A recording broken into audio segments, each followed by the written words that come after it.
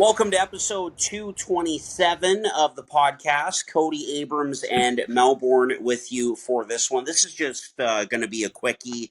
This weekend we've got the NFL playoffs going on and all of that. So this is just going to be a quickie. We'll start with Core 4 Stories, of course. And we've got a new intro for that. So let's have a listen.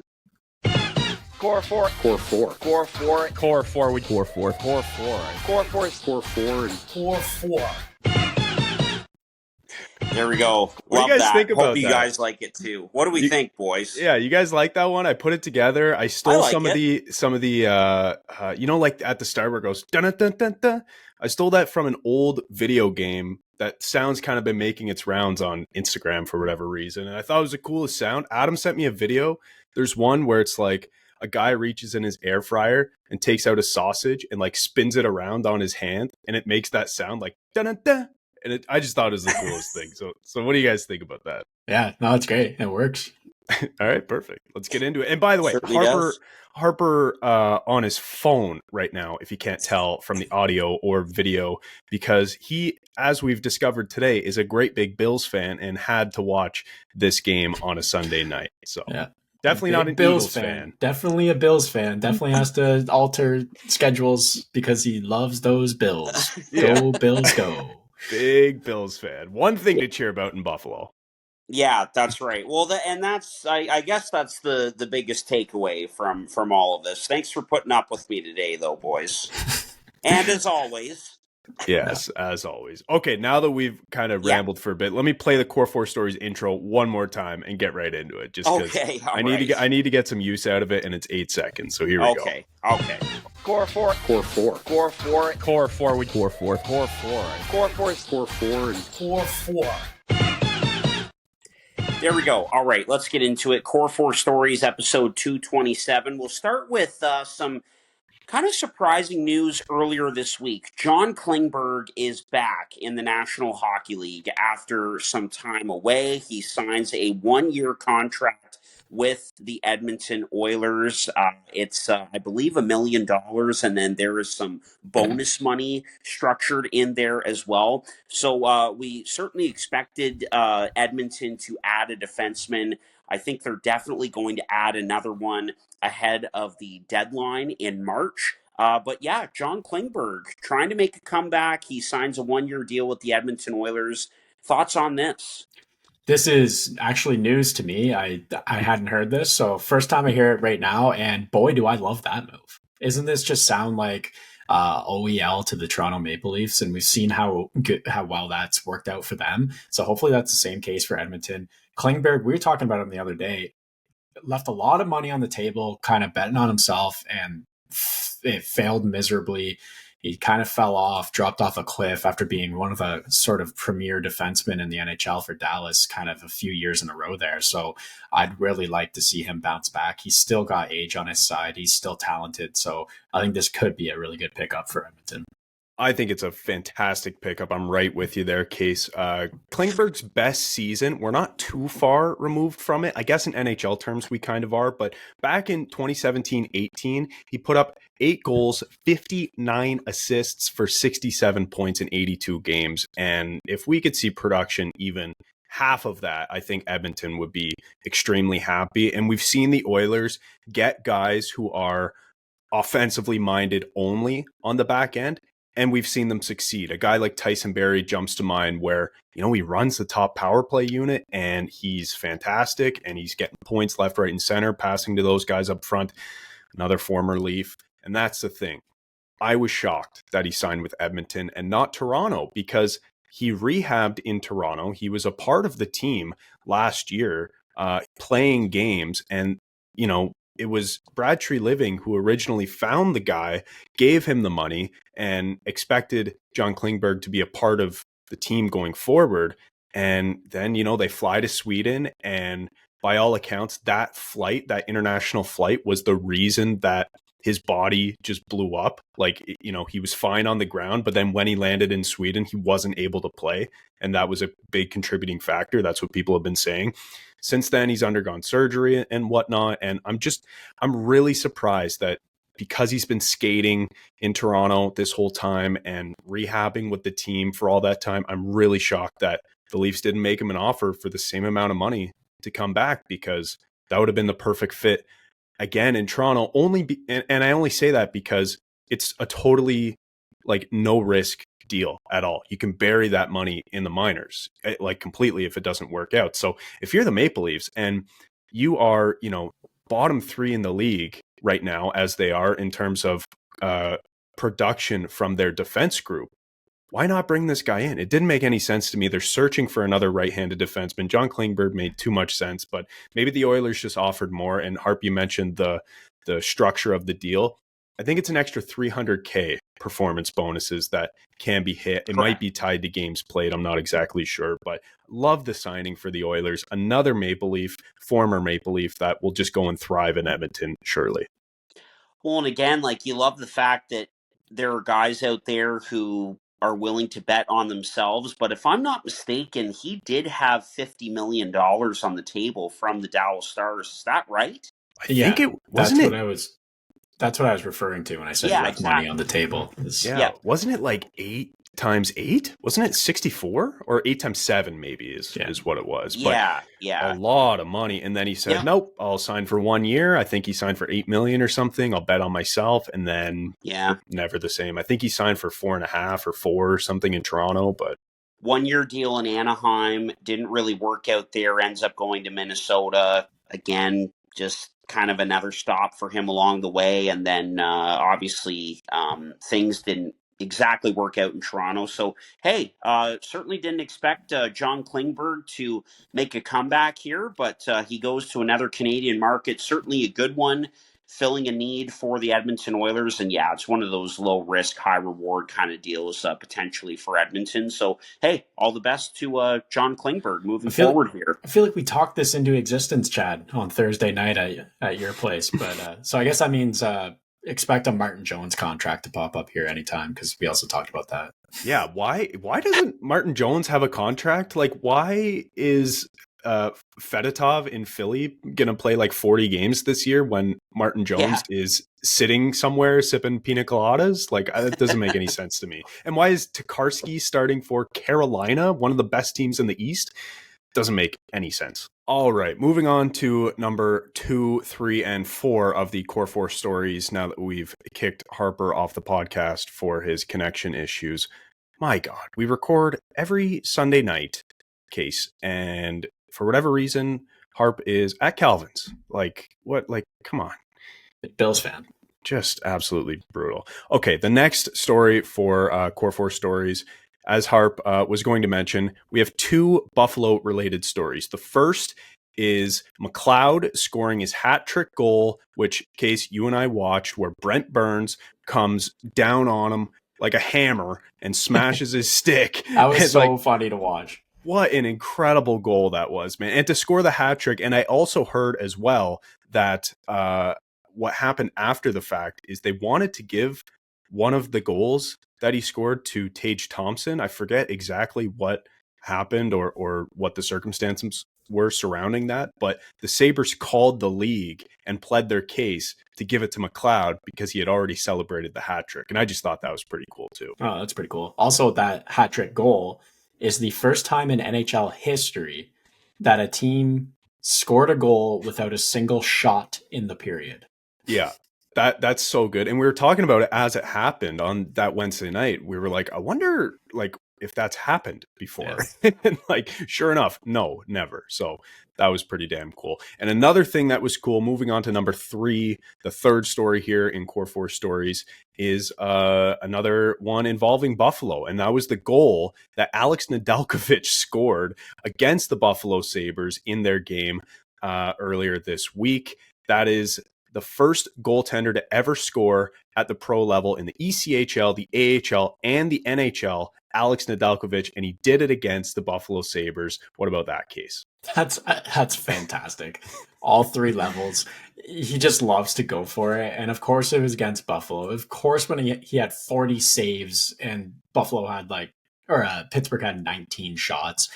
And of course Tristan Jarry is at home right now, smashing his TV, watching the guy who replaced him for him to be sent down to the minors, scoring a goal and winning the game. Wow, what a whirlwind. Yeah, Jari on waivers makes whatever he does 5.8 or something like that, and cleared. Like, just it's kind of crazy, man. His fall from grace has been incredible. I mean, I don't know if I want to call it a fall from grace, actually. So I might go back on that, because he's been so up and down throughout his career. But the highs were really high. But as we're seeing this season, the lows are quite low as well. And going back to the Nedeljkovic goal, again, really cool that he's done it at all three levels. Like, this guy just loves scoring for whatever reason.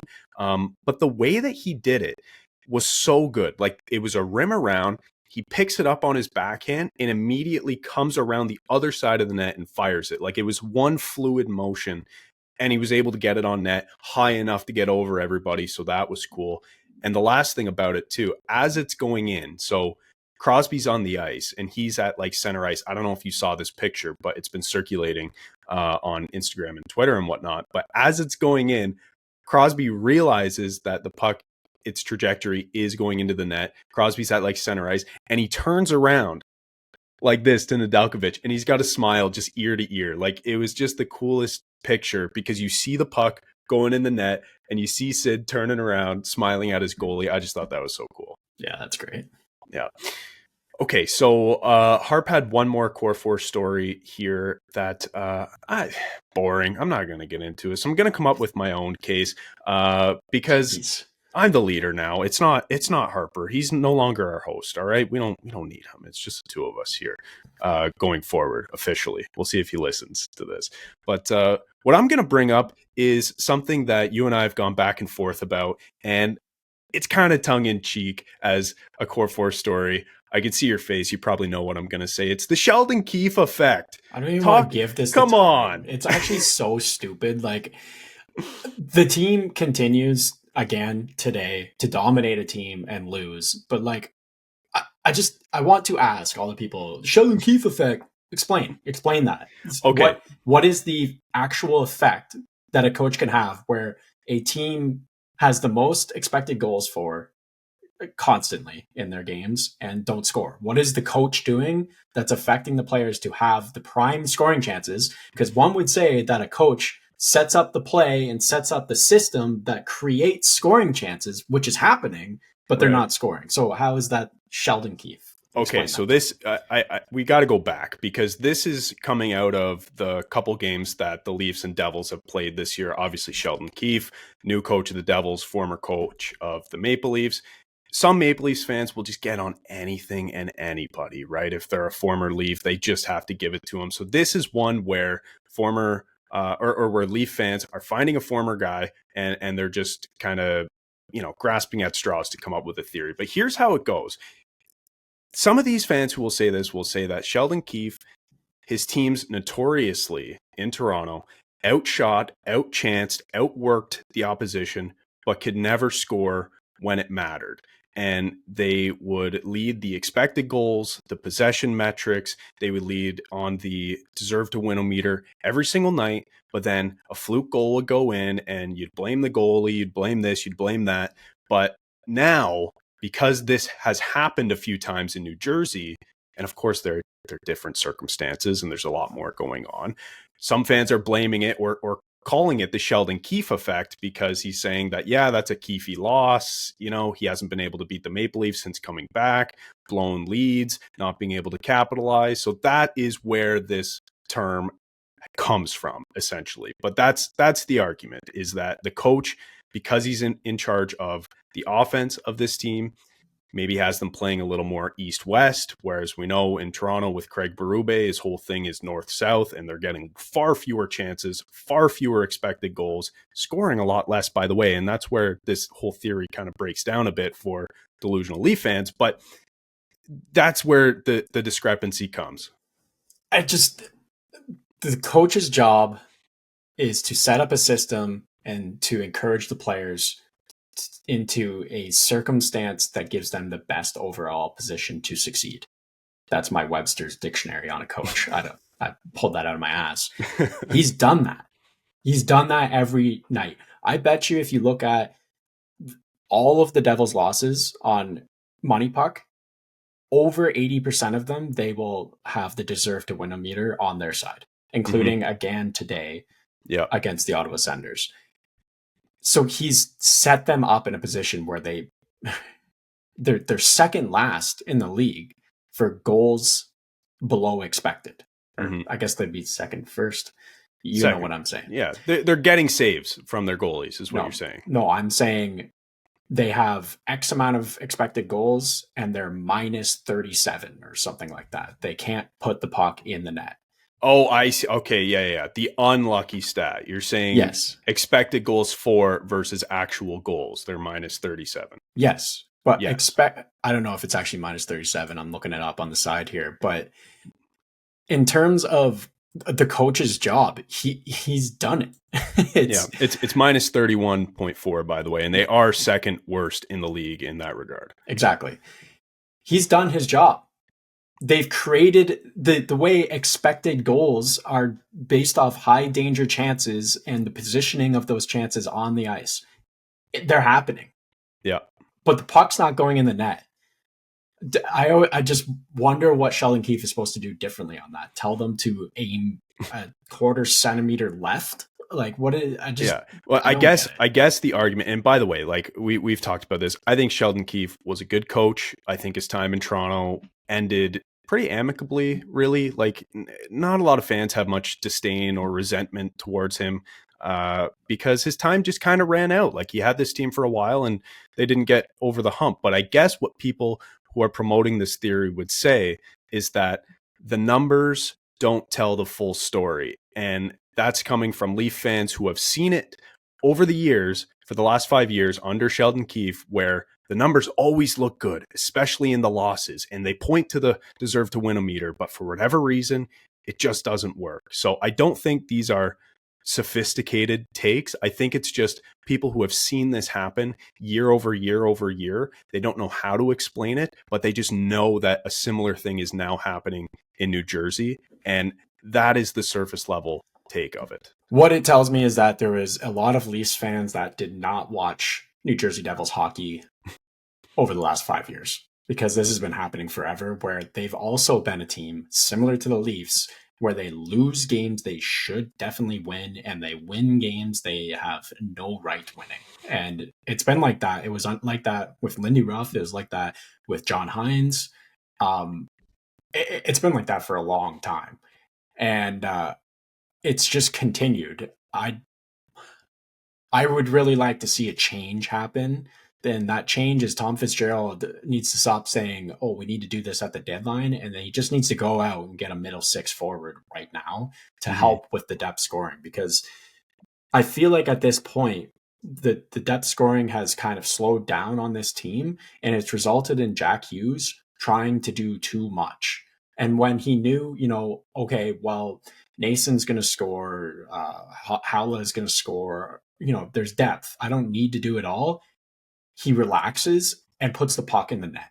Right. It's the same thing with Jesper Bratt. I watched Jesper Bratt circle the zone several times today and try to penetrate. I'm not saying he's a perimeter player. I'm saying I just watched him try to do way too much with the puck today. And at this point, I think the Ottawa Senators just stood on their blue line for the whole second half of this game when they got the lead. They only wanted to play defense and had no interest in playing offense. And it looked like kind of Team Canada World Juniors, the Devils today. They just were trying to do too much with the puck. And to me, that's a depth scoring thing. That's the top guys being forced to do too much. And it would all change if they added a middle six forward and, maybe another bottom six forward.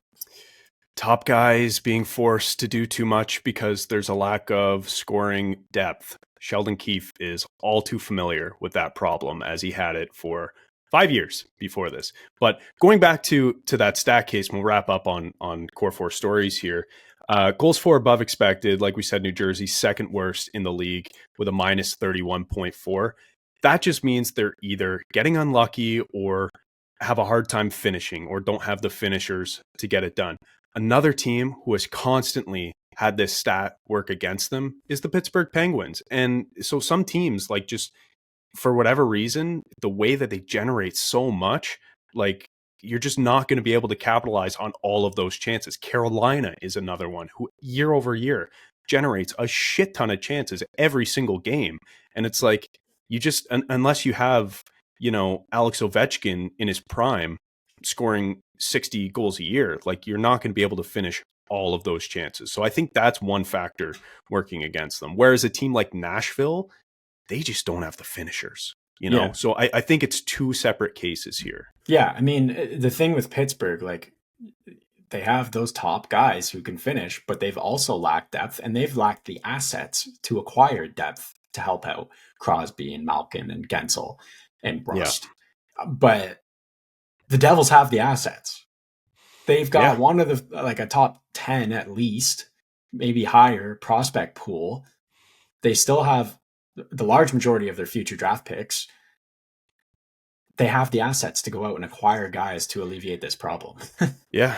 What about Simon Nemec? You see his comments a few days ago talking about not necessarily wanting to request a trade, but that could be a possibility because he doesn't see many other second overall picks playing in the AHL. Yeah, my response to Shimon Nemec is be better. Be better at the game of hockey and you'll play in the NHL. Positions are earned and not given. And just because you're second overall pick, we can name a few of those who are no longer in the NHL. We can name a third overall pick off the top of my head that also played in New Jersey, Ryan Murray, who's not in the NHL right now because he did not live up to his potential. He got drafted for his potential, Nemec. You earn positions on the team.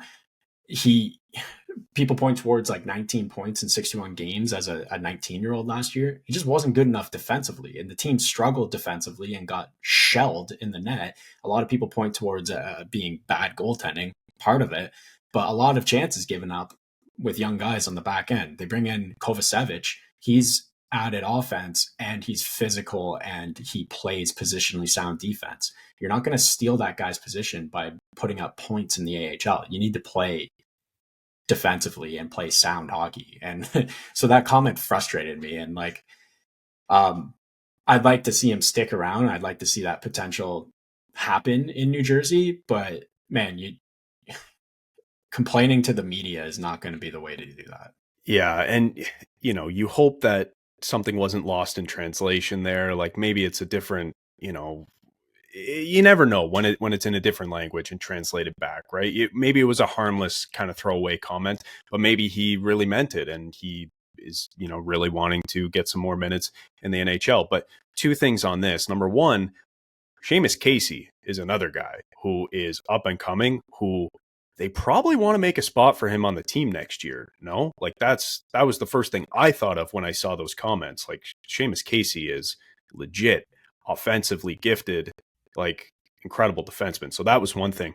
And number two, I think you essentially summed up the entire Instagram comment section on that post for Nemec's comments, where it's essentially like, the place that you were picked, number 2, like that number means absolutely nothing after your draft year. You have to earn that spot. And that's what everyone is essentially saying. And hopefully, for your sake, Nemec gets the message and puts in the work and gets up on the team shortly. Well, I'll tell you after the game today, you might see him up on Wednesday because the poor breakout passes that were happening. And I think maybe, they've noticed that they have team defense and they've gotten goaltending. So maybe it is the time to have an offensive guy on the back end to come up, whether that be Nemec or Casey, because they need it right now. Yeah. And goaltending, Markstrom's been great. That, like, who would have thought, right? You go out and get a number 1 and he's a number 1, like good, good for them. They should have done it way sooner. And I, like, not to stick on this, I feel like this is Devils talk now. We're, let's talk Devils for an hour. But, like when Markstrom's name had first come up, like I saw a lot of Leafs fans saying like, oh, like we don't need this guy. Like he's going to cost too much. And like, who knows? He's had up and down seasons. And it's like, no, like typically you go out, you get a guy who's been a number 1. And if you put a good team in front of him, he'll be a number 1. Like he'll play to that level. So great deal for Markstrom. I think he's the perfect fit there, but yeah. Okay. Moving on to the meat and potatoes of this episode. And listen, there's really not much meat on the bone here, but what we wanted to talk about is the JT Miller and Elias Pettersson situation that's going on right now. The thing is, as everyone knows, they hate each other. They've hated each other for a while now, and it's the league. It has been the league's, worst kept secret for the last few years, and now all of a sudden this season, it's translating onto the ice. The team isn't performing as well as they want to. JT Miller's minutes are way down. He's becoming relied on less. It seems like there is a trade inevitably coming of one of these players. My question to you, Case, and I wanted to get Harper's take on this, but of course he's, bad internet problems, and so whatever, we'll have to do it ourselves. But my question to you is, if you're the Vancouver Canucks, which guy are you more likely or more willing or want to keep more? And if that's the case and you're trading the other guy, where do you think is a good fit? Let's start right there. Oh, I think right away that Vancouver's more wanting to hang on to a Pettersson. He's been that guy in the past in Vancouver. He's been phenomenal for them. That's how he got the contract he has. He's got age well on his side. Mm-hmm. And I think that he's, more of a player that you can shape. And if there is problems like this going on, the right coaching could iron that type of thing out. Whereas Miller is on a long contract that sees it end at the age of 37, but he's already kind of solidified himself. I don't think that you're changing him necessarily, even though Besser has said on interviews that Miller's gotten a lot better over the years in his competitiveness and using it for good rather than stirring shit. So I would say that they're probably leaning the route of Pettersson, and it's been said already that there was a trade that broke down for Miller. Pettersson's spoken out about wanting to stay in Vancouver, so I think it's going to be Miller. Now, where he goes, the trade that broke down was the Rangers. I can have an easier time knocking down some of the rumors that I've heard than bringing up a team I think he's going to go to. Sure. The trade broke down with the Rangers, and I kind of wanted to look into it. I went to Blue Seat Blogs. They're a rumor factory, and Dave Shapiro wrote an article about it and kind of went through knocking off all the things they're unwilling to trade for JT Miller. Yeah. A guy who had over 100 points last year, who's at $8 million a year, who brings a lot of intangibles to the game, locked up long term, going to need a lot of assets for him. And then he listed off a grocery list of the things they're not willing to trade. All that Vancouver's not interested in the prospects. The Rangers don't want to trade Vincent Trocheck, or they don't want to trade Lafreniere. They don't want to trade. They haven't asked Zibanejad to waive his no trade clause. So who's it going to be? What are you going to give up? You have to give up something like JT Miller. So he mentions maybe Philip Hedl as being the NHL ready now player going back. For one, not enough. Two, not I went down close to the comments and all the Rangers fans are like, oh, I wouldn't be willing to give up on Hedl right now. It's like, then what? You're going to trade him fairy dust for like what? Yeah. So that frustrates me. I've also heard Buffalo as like a good landing spot. You know what JT Miller has? A no movement clause. You know what he's not waiving his no movement clause for? Is going to Buffalo right now, which is currently on fire. So that doesn't make any sense. I've seen the Devils in the list right now. I don't think that this is a great fit. I think that they have shaped up a pretty good team with good youth and a future that they want to hold on to. And they're going to have to sign a lot of guys to contracts in that future. JT Miller making $8 million until he's 37 isn't necessarily the fit. So where does he go? Where does he go? I started looking at salary cap. Two teams stood out to me. One of them, it's going to be up to JT Miller, and that's the Columbus Blue Jackets. Hard pass, I think, if you're JT Miller, but let's hear the theory. Well, the theory is they are currently in a playoff position. They have a lot of youth that are going to be around for those 7.5 or 6.5 years remaining on his contract. And the future does look pretty bright. He fits kind of, the mold of successful players in Columbus of the past. I think of Rick Nash a very similar playing type, obviously a leader, rather than what's going on in Vancouver. Nick Foligno was very good in Columbus, and Boone Jenner is currently the captain and the leader of this team. Mm-hmm. I just feel like the mold of JT Miller fits Columbus very well. They would love that center depth. Few guys that are currently playing center that could get moved to the wing who are going to succeed from that move. They have a strong back end and more guys in the cupboards for the back end. So a center really makes sense for Columbus.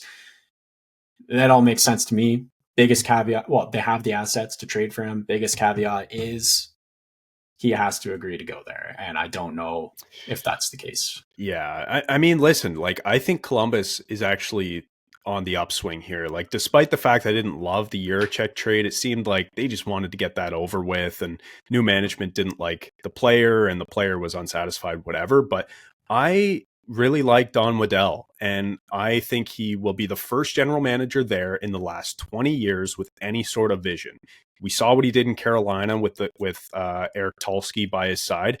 Now Tulsky has taken over and leads this sort of analytics charge in Carolina. By the way, like, they look like the most analytic hockey team you've ever watched when you see them play. All their guys play the exact same way, and it's incredible. Like, they're fast, hard, they're built, and they do the whole money ball thing where it's like they set a number. If the guy doesn't sign for under that number, then they go out and get two guys to make up for the balance of what they lost. And it's like, that's smart. And that's what Don Waddell started there. And that's what he, I think, or at least I hope for the sake of Blue Jackets fans, will continue to do in Columbus for them. He's a smart general manager. Maybe JT Miller sees that. But truthfully, I think that they're not good enough yet. So he would probably say no to that one. Well, they have the cap space, that's for sure. The other team that I was going to bring up, and this one just reeks of this team. And when I say it that way, can you guess where I'm going to go with this? The Boston Bruins. The Boston Bruins. Because they have the cap currently. Yeah. They're on the edge of a playoff spot with an aging core, and they added a lot of guys in the offseason, so they need to make a move. Why not exactly rectify the problem of the guys that you brought in center right now? Yeah. So I think that makes a lot of sense. And you know what else is disgusting about this? What? Is you just know that the Boston Bruins bring JT Miller into their team, no problems moving forward. Totally. It's going to work just fine, and there will be no locker room issues. Marchand would straighten him out. He'd be the guy to say, hey, get in your place. This is how, hey, ever heard of Patrice Bergeron, Zdeno Chara? This is how they did it, and this is how we do it here in Boston. He would be the perfect Bruin. The question then to you in that scenario, because by the way, that was one of the teams that I also thought he would be the perfect fit in.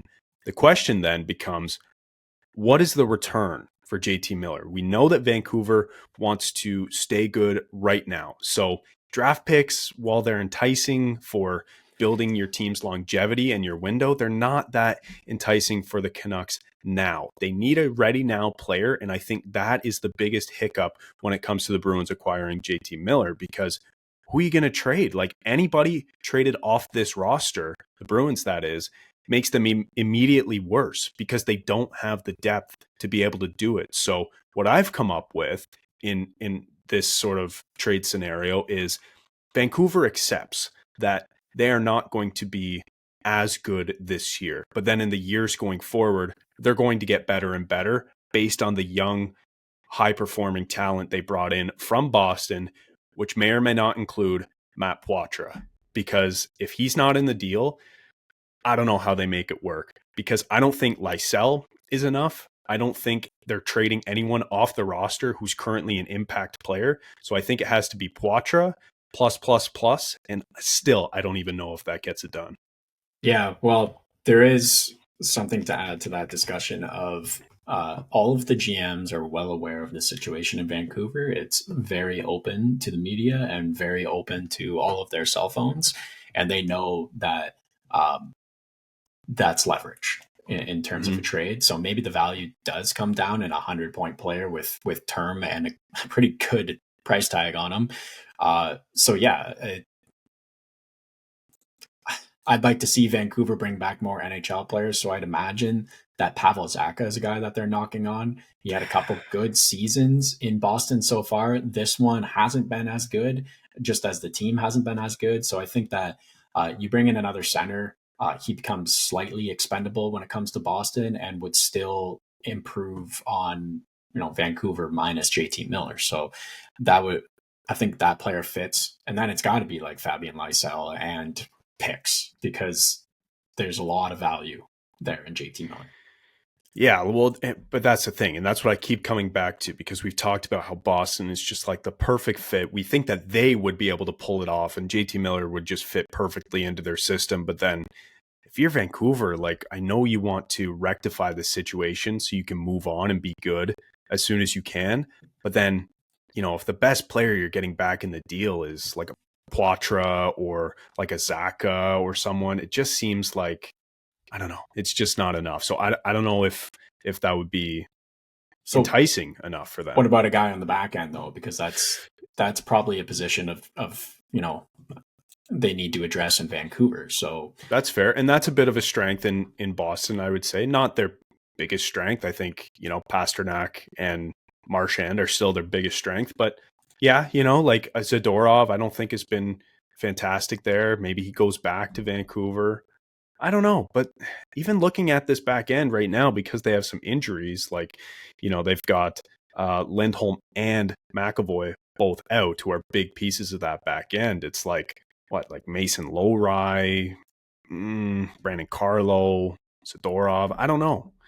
It would be an interesting deal to try to put together, but I don't know. It's a tough one there. And that's why it's so hard to move good players, especially mid-season. It's like, there's just too many moving pieces and with the cap and everything. But he would be a perfect Boston Bruin, that's for sure. I'm at the point with scar tissue of NHL's past that I don't really care where he goes. I just hope it happens. Yeah. I hope it happens soon, because I don't want, we're part of the problem, but I don't want this to be talked to death. I don't want to hear about all the potential trades and argument on everything JT Miller for years. I want it to happen. And I think it'd be exciting. I think it would shake things up. I hope Vancouver gets good return. And I'd like him to stay in the West, but unlikely. Yeah. Two things here. The first is, and this was going back to and we'll wrap up here after this. This is going back to the first question I asked you, though, is who are you trading, JT or Elias Pettersson? JT Miller has higher production this season in terms of points. So that's a point for him. He seems to be less high maintenance of a player compared to a guy like Pettersson, who seems to be kind of in and out of his own head. So that's another point for JT Miller. He makes less money, fewer dollars per year against the cap than a guy like Pettersson. That's another point for JT Miller. I would say the biggest point for Elias Pettersson, well, there are two big points, actually. I would say number one, like you already mentioned, he's younger. So that is definitely a big thing. And number two, he is committed to the defensive end of the ice. Yeah. Whereas JT Miller, it's not even on his radar. So that's the biggest difference. So I don't know, like it sounds like Miller is going to be the guy, but I wouldn't be so sure, because I think you'd get more in return for a guy like Pettersson, and his production struggles over the last calendar year. Is that not a little concerning? Like, he has not been the same player that he was 2+ seasons ago, where he was dominating the league and, he was up for the Hart Trophy almost. So is that a little concerning to you? I don't think I'm overly concerned. I think that, well, as you can see with the Devils and as you could see with Team Canada, good players can struggle to score when there's stuff going on outside of the play on the ice. And if you're in your head, then 102 points can turn into 50, 60 points pretty quick. So I think that whatever happens here, if Pettersson gets traded or if Miller gets traded, it's going to be a weight off his mind, and the production will come back. He's so talented. His release is ridiculous. I said that way back when I said he'd win the Calder. I just watching clips of his release, I was like, man, how do you stop that? I don't even know he's shooting. and the fact that he's just so good defensively. Like when the Leafs played Vancouver the other night, aside from Kevin Lankinen getting the shutout, my biggest takeaway from that night was how good Pettersson was. He was all over the ice, not even offensively. Like I think he had a decent offensive night, but he was just breaking up plays, like back checking everything. So that is really, really valuable for, I think, playoff hockey, like the style you need to play in playoffs. And if you're dialed in defensively, like it's why I think a guy like, Mitch Marner at the end of the day probably has higher trade value than a guy like William Nylander, because he's just so committed to the back end. And moving on to the second thing I wanted to bring up as we close out this episode here, speaking of the Maple Leafs, is why is no one talking about them for a suitor for JT Miller? I know the money is an issue, and in terms of spending another $8+ million in a forward up front would be a problem. But isn't this the perfect type of player the Maple Leafs need? We know John Tavares isn't quite where he used to be in terms of being an impactful center iceman, and there have been rumors for the last 2+ years that JT is eventually Tavares, that is, John Tavares, not JT Miller, is going to eventually move to the wing to finish out his career because the foot speed isn't necessarily there. JT Miller just seems like a guy who could energize the dressing room, fill a hole on the Maple Leafs that has been glaring this season as a second or third line center. And it's just something that no one's even talking about. And I think the only reason is the money. The money wouldn't work, but he would be a player that comes in right away, has an attitude about him to get some guys like who are just so lackadaisical, Nylander and Matthews, to be like, hey guys, like, yeah, you lost 3 games. And there was that quote from Nylander saying, what's the big deal? It's only 3 games. And then, of course, he goes out and scores the OT winner next game against New Jersey. But it's like, oh, God, like if Miller's on that team, don't you think like things would be different in the locker room for better or for worse? And don't you think he would fill that exact need that the Maple Leafs need? Yeah. I think a lot of people have had that exact thought process where you're like, wow, what a great fit and what a perfect situation that would be. But it quickly ends with, how does that happen? Who do they trade? How do they make the money work? Yeah. Does that mean Mitch Marner, they're giving up on him next season? I think it probably would result in that, because you're going to have to pay him and Tavares with a new $8 million in the cap. So who do you like more next season? JT Miller as your second line center, locked up until he's 37, making $8 million, or John Tavares on a new 2 to 3 year deal, making 6 or 7? Like, I don't know. I think these are real questions. Miller, I just don't think that you can have all 3. All 3 what? Tavares, Miller, and Marner. Well, exactly. So that's and so that's what I'm saying. I think you would have to have a difficult conversation about whether you want to bring John Tavares back, because I think right now JT Miller, in terms of production anyway, they're very similar this season. But in terms of all the other intangibles, I don't know. Like I love Tavares this year. I said he should have been on the snubs list for Team Canada. What a bold take of me. Some people thought that was crazy, but yeah, so like I'm a defender of him, but I don't know. Like these are the questions that I would love to know if they're being asked by Maple Leafs management, because these are important questions. And if you don't ask questions, you don't get answers, and they need answers. So to me, it was just a fit, a match made in heaven. But I guess the problem is the money doesn't really work. And who are you trading? Like, would you trade a Matthew Nyes? Would you trade an Easton Cowan or a Fraser Minton plus? I don't know. Like, you'd have to think about it. But anyway, I just think he would be the perfect fit. No one's talking about it. And I guess you're right. It's probably because of the money. Okay. We good there? Is that enough on JT Miller and Elias Pettersson? Wrap this one up? Yeah. All right. Thanks so much for listening, guys, to this episode of the Boys in the Booth podcast. Started with myself, Case, and Harp, ending with just myself and Case. Hope this wasn't your first episode. I swear it's not like this. What a guy. All right. Go Bills, and we'll talk to you next week.